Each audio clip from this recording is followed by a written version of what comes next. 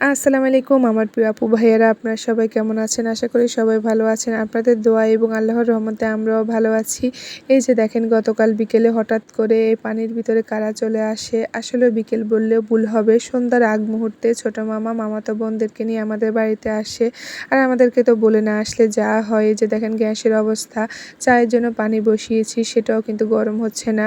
অন্যদিকে আমি শরবতটা বানিয়ে নিচ্ছি, আর আম্মু সিলিন্ডারে আম্মুর হাতে জলদি করে এই পুলি পিঠাটা বানিয়ে নিচ্ছে।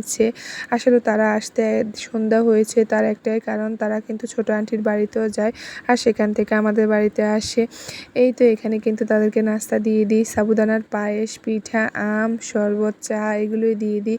পরে এই তো ওনারা কিন্তু নাস্তা করে নিচ্ছে। আসলে অনেকে বলে না যে বাবা যতদিন থাকে ততদিনই কিন্তু বাবার বাড়ির আদর পাওয়া যায়। এই কথাটা কিন্তু পুরোই ভুল। যার ভাগ্যে আছে সে কিন্তু বাবা না থাকলেও বাবার বাড়ির আদর পায়। এদিকে আমার ছোট মামা কিন্তু মেয়েদের সাথে দুষ্টুমি করতেছিল, আর আম্মু এখানে ছোট মামাকে বলতেছিল যে কেন এভাবে বিকেলে সন্ধ্যাবেলায় আসছে আর বলে আসে নাই কেন। আর মামা বলে যে বোনের বাড়িতে আসতে কি বলে আসতে হয়। এরপরে এই তো ওনারা কিন্তু নাস্তা করে এখন চলে যাচ্ছে। আসলে তারা এই পানির ভিতরে আসার একটাই কারণ, তারা কিন্তু আমাদের বাড়িতে আসতে আম কাঁঠাল নিয়ে এসেছিল। আমার নানা মারা গিয়েছে আজকে থেকে 10-11 বছর হবে। তারপর থেকে এই দায়িত্বগুলো কিন্তু ছোট মামাই পালন করতেছে।